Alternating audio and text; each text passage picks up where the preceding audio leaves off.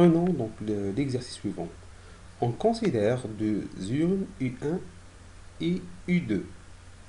U2, U1, elle contient donc 4 boules rouges et 2 boules blanches. La deuxième urne contient 2 boules rouges et 4 boules blanches. On choisit donc une urne au hasard et on y procède à des tirages successifs avec remise. C'est-à-dire on va remettre la boule après le tirage.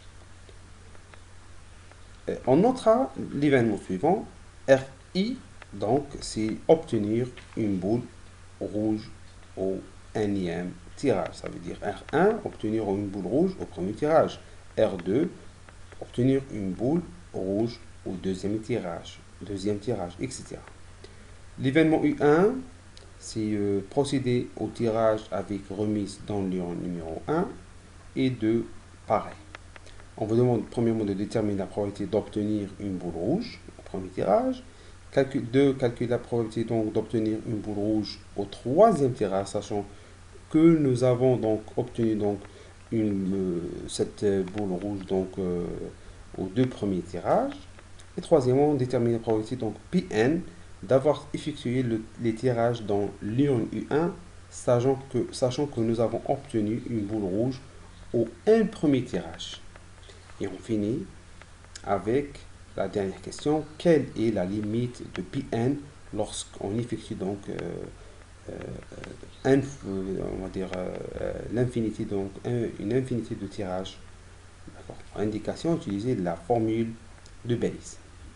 Alors, regardons tous ensemble. Premièrement, on vous demande donc calculer la probabilité d'obtenir une boule rouge au premier tirage. Donc, vous avez donc la première remarque qu'on va avoir ici, choisir une urne au hasard. Donc, vous avez deux urnes, le choix d'une urne, donc c'est équiprobable. Donc, nous avons une chance sur deux d'obtenir une urne, d'accord? Et donc, soit tirer une boule rouge de la première ou de la deuxième urne. Donc, on va dire que tirer une boule rouge au premier tirage, P de R1, est égal à quoi?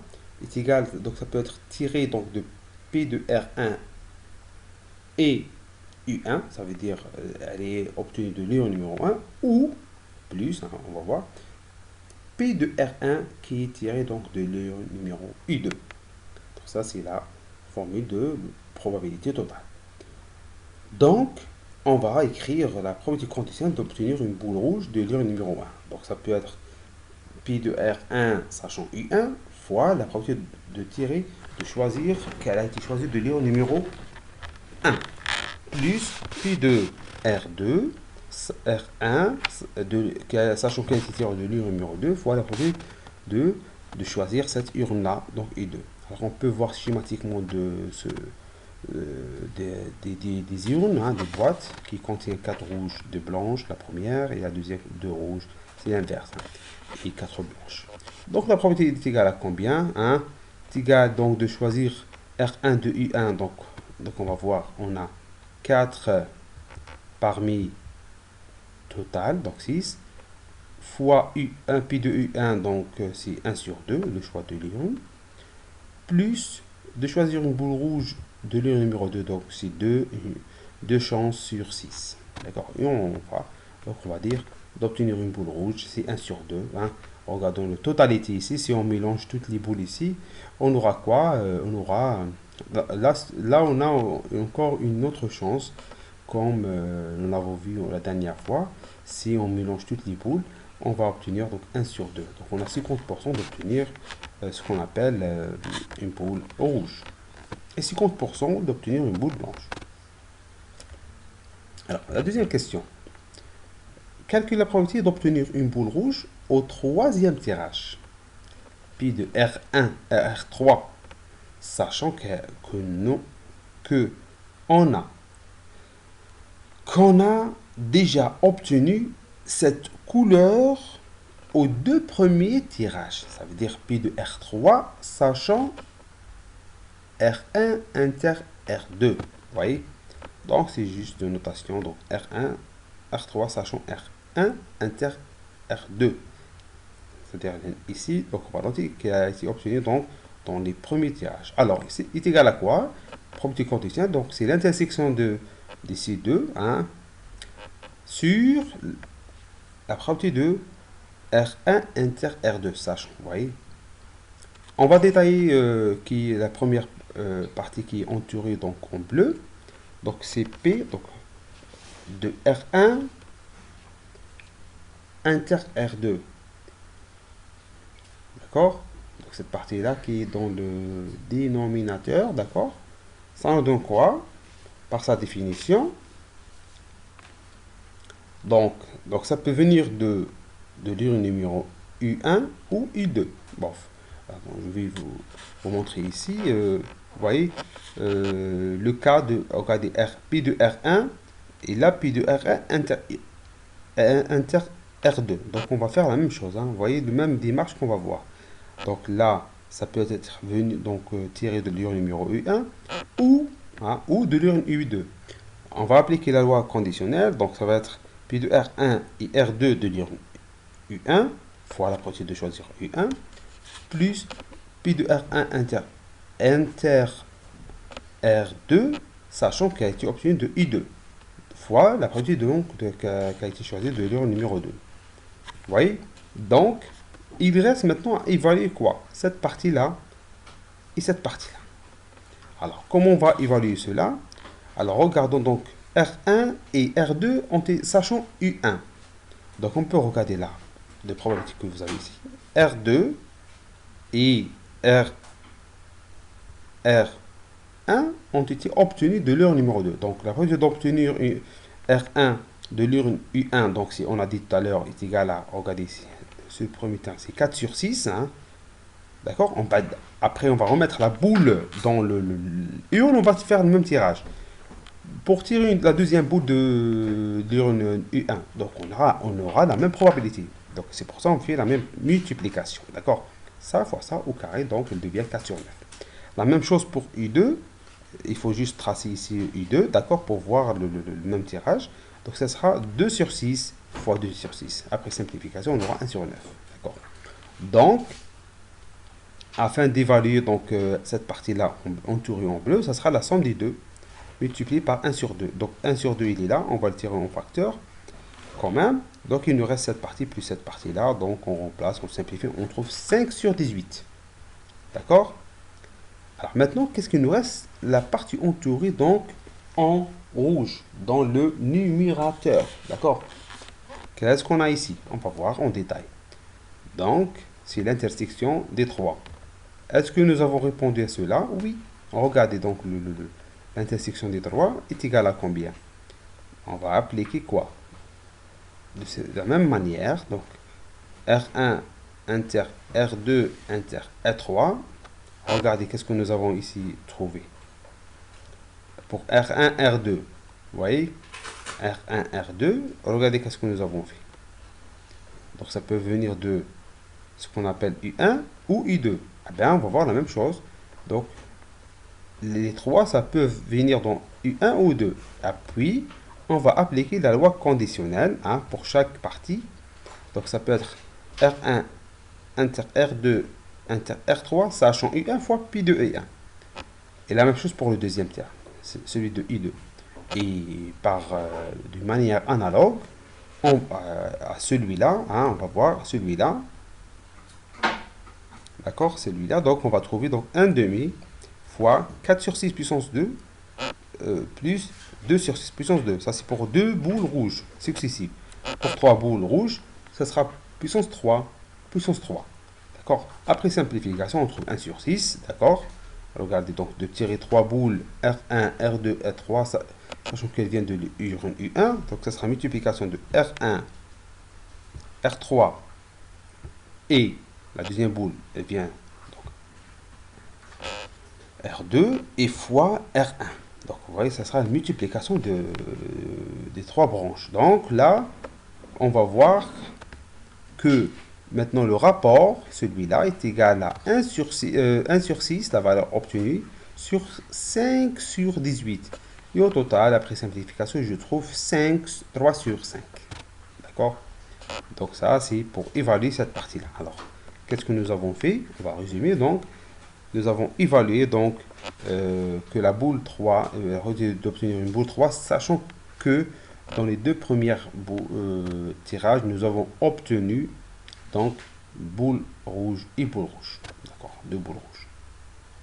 Très bien. Maintenant, troisième question. Déterminer la probabilité pi de n d'avoir effectué des tirages dans l'urne U1. D'accord, c'est pi de U1, sachant que nous avons nous avons donc obtenu une boule rouge au n premier tirage. Ça veut dire pi de U1 sachant R1 inter R2 jusqu'à Rn. D'accord. Regardons ici. Voici la formule qu'on doit chercher. Hein. C'est pi de n. Pi de n est égal à pi de U1 sachant l'intersection de R1 inter R2 jusqu'à R inter R1.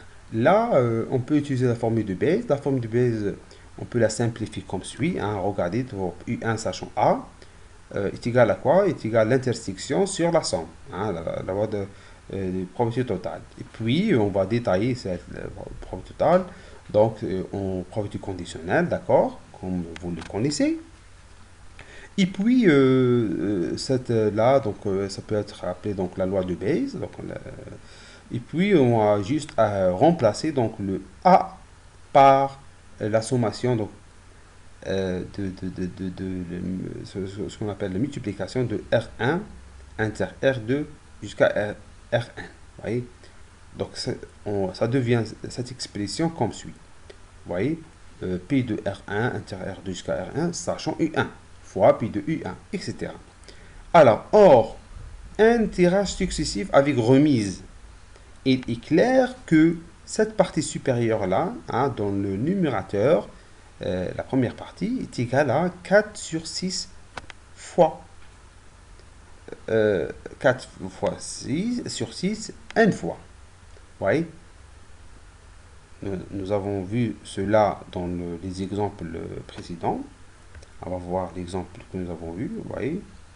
Alors, premièrement, après simplification, vous voyez, cette simplification-là, vous voyez, R1 inter R2 inter R3, sachant U1, égale à quoi? Est égal à 4 sur 6 fois 4 sur 6 fois 4, 3 fois. Fois pi de U1 est égal à 1 sur 2. Et bien, la même chose que ici. Voici, donc voici le premier terme, sachant U1, et ça c'est sachant U2, 2 sur 6 puissance n. On va multiplier par 1 sur 2, vous voyez le terme là, il devient 1 sur 2. D'accord? Regardez ce terme-là, ce premier terme, on va multiplier par 1 sur 2. Hein. Là, je parle de premier terme, donc il a fois 1 sur 2, divisé par, là c'est le même, hein, c'est le même terme que le numérateur, plus celui de U1, U2, fois P de U2. D'accord? Parce que la somme ça plus ça est égal à pi de R1 inter R2 jusqu'à Rn. D'accord? Regardons l'exemple précédent. Regardez, on a divisé sur la somme de R1 plus R2. D'accord? Là c'est la même chose. Hein. Regarde, si on divise sur pi R1, pi R2, pi R2, puis si on veut développer avec la loi des probabilités totales, on va trouver quoi? Pi de A inter U1 plus pi de A inter ça c'est inter U2. Et après, on va appliquer la loi conditionnelle, donc nous allons obtenir ça. Mais dès le départ, c'est la même chose que ça. Hein. Là, je l'ai détaillé un petit peu. Mais en réalité, on va obtenir ça. 1 pi de U1, qui est égal à fois cette partie-là, plus pi U2, ça 1 sur 2, qui est égal fois ça. D'accord? Alors, donc je remplace. Alors, dans le numérateur, je remplace cette partie-là par 2 sur 3 puissance n. Hein, il est là. Fois 1 sur 2. Je divise sur la somme de P, R1, inter R2, etc. Donc, je remplace. Et après simplification, bien sûr, que vous allez effectuer, je trouve 2 puissance n sur 2 puissance n plus 1. Donc, ça, c'est la probabilité donc, de plusieurs tirages, donc jusqu'à le nème tirage. Alors, si je vais appliquer une petite application, là, R est égal à combien? R est égal à la probabilité de cet exemple-là. Attends, là, on va pas appliquer parce qu'ils sont pas égaux, hein, parce que là, c'est pi de R3, sachant R1, R2. D'accord. Alors, la question suivante. Quelle est la limite de pi de n lorsque n tend vers plus l'infini? Alors, on va voir rapidement que ce terme-là étend vers quelle limite? On regarde 2 puissance n sur 2 puissance 1 plus 1. Bon, donc on va voir donc, que les deux termes, hein, dans le numérateur et dans le dénominateur, donc 2 puissance 1 est toujours élevé. D'accord? Donc, par la loi de limite, loi des limites, donc on peut voir que cela tend vers 1. D'accord? D'accord? Quelque chose très élevé sur quelque chose très élevé, hein. Donc ça donne 1, ce qui est logique, puisque la proportion des boules rouges dans l'urne U1 est supérieure à celle dans l'urne numéro 2. Vous voyez? Donc c'est trop élevé. Ce rapport, on le voit ici, 3 sur 6, 4 sur 6, c'est le rapport dans le nombre de boules dans l'urne 1, et dans le premier, c'est 2 sur 6. Presque, c'est le premier terme, c'est 1 tiers, 2 tiers, et le deuxième terme, dans le deuxième, c'est 1, le nombre de boules rouges, c'est 1 tiers. C'est 1 tiers. Vous voyez? Donc c'est pour ça qu'on voit un indième tirage, on peut que cette probabilité, c'est-à-dire d'avoir une boule tirée donc des boules de lire numéro 1, sachant que tu es boule rouge, ça peut converger vers la valeur numéro 1.